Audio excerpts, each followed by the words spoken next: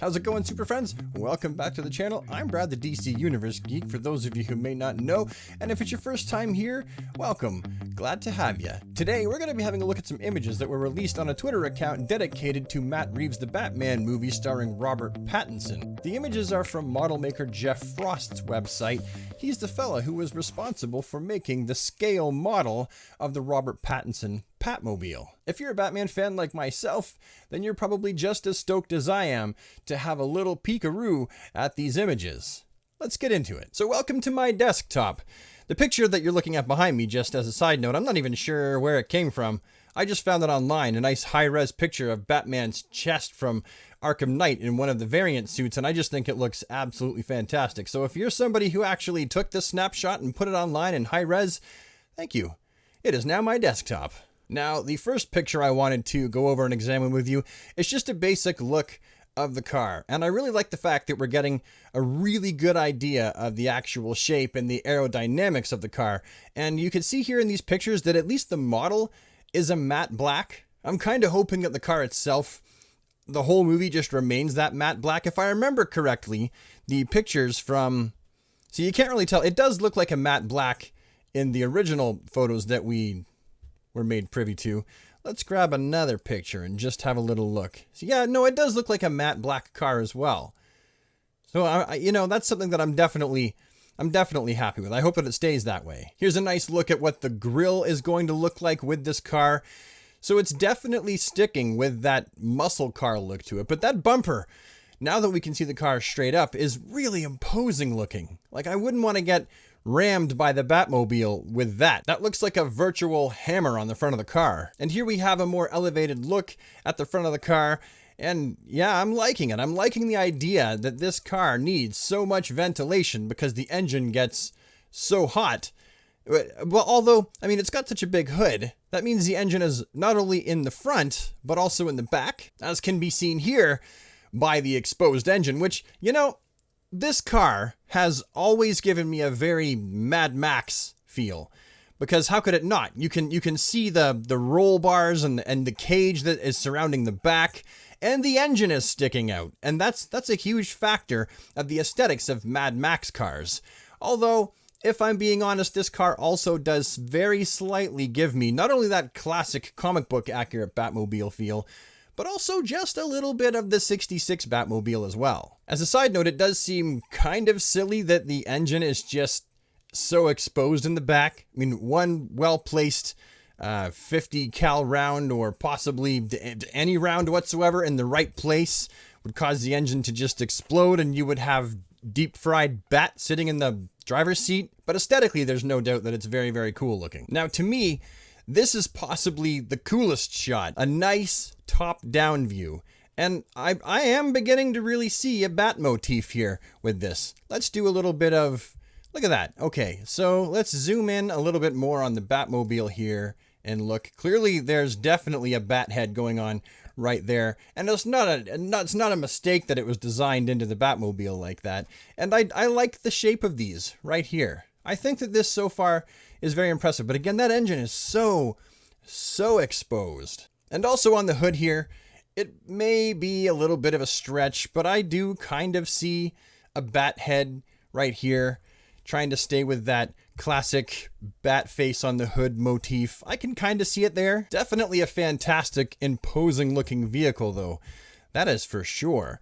The more I see of this Batmobile, the more I like it. Here's a fantastic shot of the car from the front, with a little bit of the side as well, and you can really get an idea of what these rims, what these tires are going to look like. Big, beefy mag wheels, especially on the back, but then you've got these rims right here. Let's see if we can do a bit more of a close-up on them. Yeah, these look like they mean business. You got your air intake right up the side here. This is fantastic looking. I will say that I do kind of wish that we got a full-on side view of the car. Everything has been top down, or the back, or the front, or from an angle.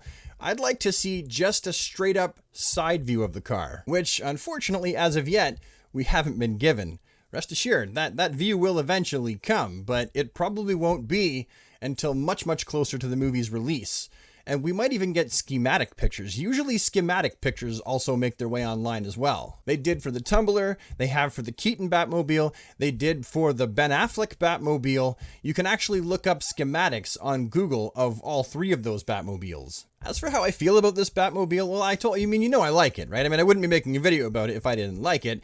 And then also, I've already stated that I do like it, but how much do I like it? In other words, where will it rank for me in the overall list of Batmobiles? I know that there are lots of people who would have liked to see something like this hit the big screen. I'm not sure that it would match. Matter of fact, I'm absolutely sure that this is a piece of fan art of a Mattel Batmobile.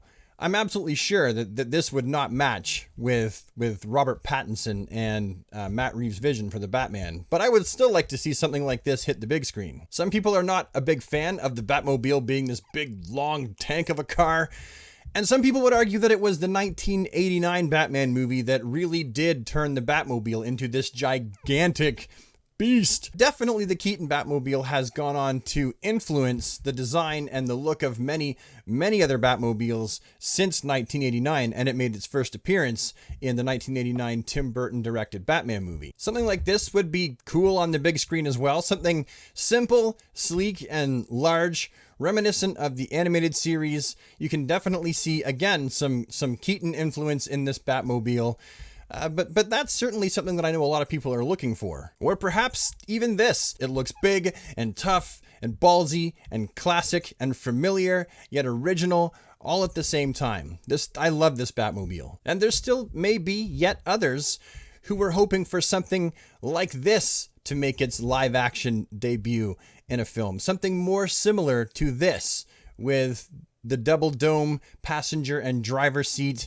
Something very simple, very reminiscent of the 66 Batman. Now, we know that this is an artist mock-up of the Batmobile from Titans, and I would have loved to see it actually driving around and doing its thing in the Titans TV show, of which we didn't, but this would have been a fantastic Batmobile to do for live action as well. But alas, the question is, would any of these Batmobiles, which I've just shown you, or really any of the previous film Batmobiles, anything even like that, the big ornate Batmobiles, would any of that actually have matched the visuals, the visual appeal, the visual direction of Matt Reeves' Batman? Honestly, I don't think that any of those would have actually worked. I feel like the muscle car-esque Batmobile that we've now got images of, not only in like photo form, revealed form, promo image form, but also in model form, I feel like not only is it a fantastic Batmobile, and it's definitely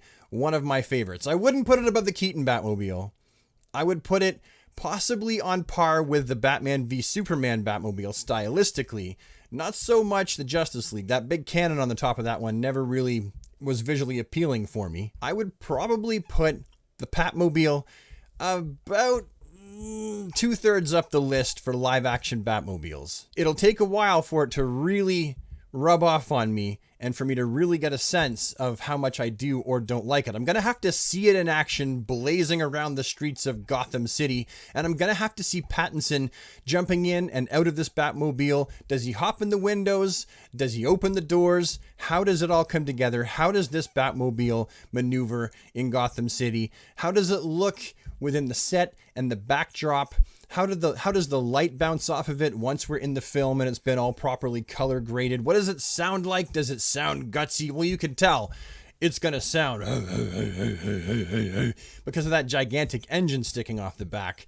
So, I mean, I think that I would probably put this Batmobile very high on the list so far, but definitely at this point, not my ideal Batmobile. So those are my thoughts on the muscle car-esque version of the Batmobile, the model which was created by Jeff Frost and shared over on his webpage. What do you think? Let me know down in the comment section below. I'd love to hear from you, and I will see you next time with the next one. Have a DC day, super friends, and take care.